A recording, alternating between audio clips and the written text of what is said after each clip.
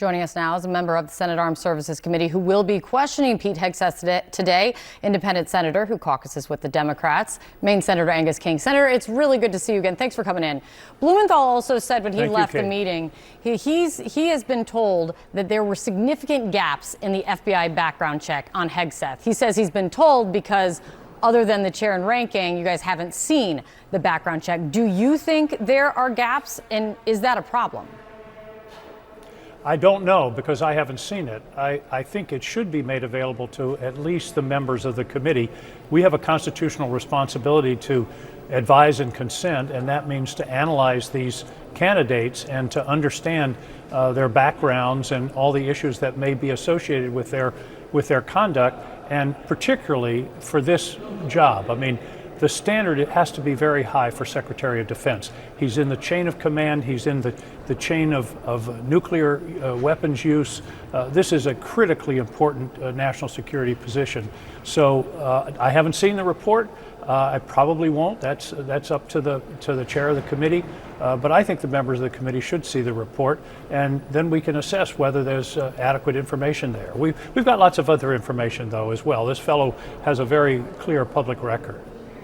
Democrats, as I mentioned, you gathered together last night with Senator Schumer to talk strategy heading into today. What is the strategy, Senator? Well, first, I don't talk about the strategy. I mean, in my case, I'm a former governor, and I believe the executive should have the opportunity to build the team that they want, the people that they want around them. That's sort of where I start. The qualifications of that, however, are the person has to be qualified and not hostile to the mission of the agency to which they've been appointed. But qualification is a very important standard, and I don't mean resume necessarily, but I mean policy views and the background to take on a job of this responsibility. So I'm going to be focusing on a number of those kinds of issues. That's my standard. In the first Trump administration, I voted for 3/4 of his nominees. I'm not reflexively anti-Trump in this situation, but I take them one at a time, and I think this one demands really close attention because of the importance of this job. What aspect of his record do you want to delve into the most? When we're a lot that you said, there's been a lot known in public: alleged sexual assault, excessive drinking, allegations of financial mismanagement of the veterans organizations that he ran. Is there one area of that record that you care most about? Well, I'm sure Mr. Hegseth and his folks would love for me to broadcast what questions I'm going to ask this morning. I'm not going to do it. Let's just say I'm going to examine a number of areas, again, going to sort of the underlying qualifications and readiness for taking on this responsibility, and that's where I'm going to be focusing. So you'll have to excuse me, but I'm not going to broadcast what I'm thinking in a couple of hours. He'll find out.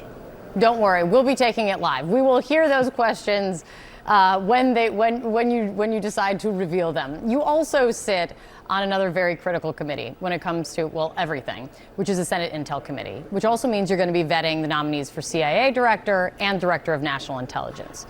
You've met with Tulsi Gabbard. She's also seen as controversial of a choice as Pete Hegseth is. Do you think you could support her nomination with what you know? I want to wait until the hearing. She has some questions to ask. One of the questions is, how come you've converted suddenly on a number of important issues? She's taken some very firm stands in the past on some important intelligence issues. Now she's softened those positions. I want to try to get to the bottom of exactly where she is. But the other question there is also qualifications. Does she have any real background in intelligence? We're talking about a job that supervises or oversees 18 different intelligence agencies. It's very complex. It's a very important, critical part of our national security apparatus. And again, the question for her is, what has prepared you for this job? And then secondarily, what are the positions you've taken with regard to intelligence that are of concern or at least need to be examined? You have been one of the driving forces in the Senate pushing to ban TikTok. in the United States. That ban is set to take effect in just days. There's a new effort in Congress to extend that deadline, give it another 200 plus days for it to get figured out if it can be sold. Bloomberg is now reporting that Chinese officials have reportedly held preliminary talks to sell TikTok's U.S. operations to Elon Musk to avoid the ban. Yeah. What's your reaction to that? Well, first, the reason that this was passed by the Congress and signed by the president is that TikTok is a straight up national security threat. Everything that you do on TikTok is cognizable and available to the Chinese Communist government. That's the problem.